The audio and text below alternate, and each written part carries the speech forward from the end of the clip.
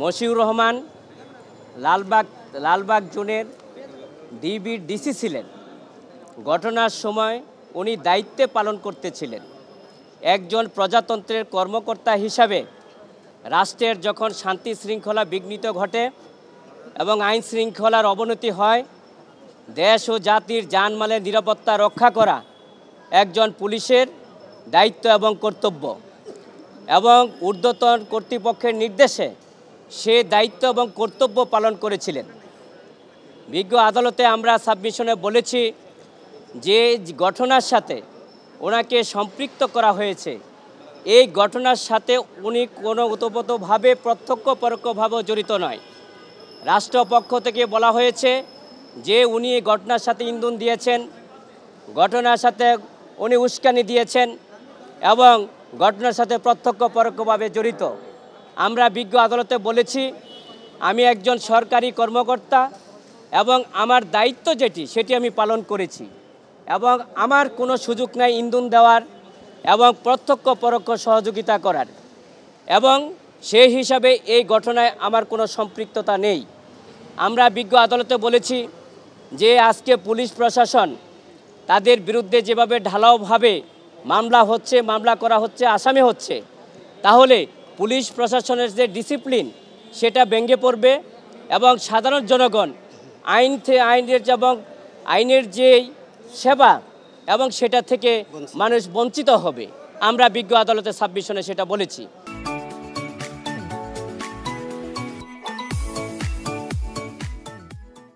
বিজ্ঞ আদালতে আমরা রিমান্ড বাতিল চেয়েছি এই কারণেই যে উনি প্রজাতন্ত্রের কর্মকর্তা, শুধু উনি ওনার দায়িত্ব পালন করেছেন, উনি এই ঘটনার সাথে কোনো সম্পৃক্ত না। শুধুমাত্র ওই গত সরকারের আমলে উনি কর্মকর্তা ছিলেন, সেই কারণেই আমাকে এই মামলায় সম্পৃক্ত করা হয়েছে এবং রিমান্ডে নেওয়ার মতন কোনো উপাদান আয়ুষ সাহেব বিজ্ঞ আদালতে সে উপস্থাপন করিতে পারে নাই। বিজ্ঞ আদালতে আমরা জামিনের ব্যাপারে বলেছি যে এই আসামি জামিন যদি দেওয়া হয় তাহলে সে পলাতক হবে না, কারণ সে একজন ডিসি এবং ডিসি সাহেব সে দায়িত্ব পালন করেছিলেন, সে জামিন দেওয়ার ফলে সে পলাতক হবে না। বিজ্ঞ আদালতে সে নিয়মিত হাজিরা দিবে। বিজ্ঞ আদালত অত্যন্ত সন্তুষ্ট সহকারে, অত্যন্ত মনোযোগ সহকারে আমাদের বিজ্ঞ সিএমএম আদালত সাদ্দাম হোসেন বিজ্ঞ আদালত অত্যন্ত সন্তুষ্ট হয়ে ও মনোযোগ সহকারে আমাদের সাবমিশনগুলো নিয়েছেন। পরবর্তীতে বিজ্ঞ আদালত আমাদের জামিন নামঞ্জুর করেছেন এবং 7 দিন রিমান্ড মঞ্জুর করেছেন। তদন্তের বিষয় তদন্তে রহিয়াছে এবং তদন্তে ইনভেস্টিগেশনে যদি বের হয়ে না আসে, তদন্ত সমাপ্ত না হওয়া পর্যন্ত আমাকে বলা যাবে না এই মামলার অপরাধী।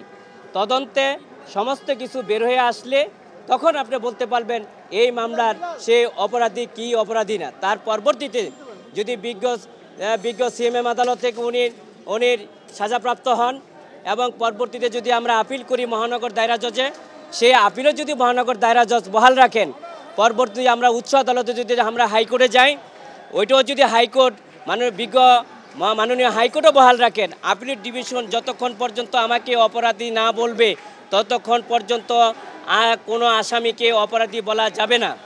এই হলো সিআরপিসিতে স্পষ্ট। আমরা আজকের যে আদেশ এবং অর্ডার হয়েছে সেই অর্ডারে আমরা সংক্ষুব্ধ।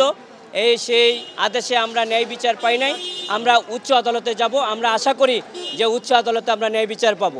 এবং যাত্রাবাড়ি থানার যে মাজাহার ওসি তদন্ত, ওনাকেও রিমান্ড চাওয়া হয়েছিল এবং বিজ্ঞ আদালতে আমরা রিমান্ড বাতিল সহ আমরা জামিন চেয়েছিলাম এবং মাজাহার ওসি তদন্ত যাত্রাবাড়ি তখন ওনাকে 5 দিনের রিমান্ড মঞ্জুর করেছে এবং জামিন নামঞ্জুর করেছে।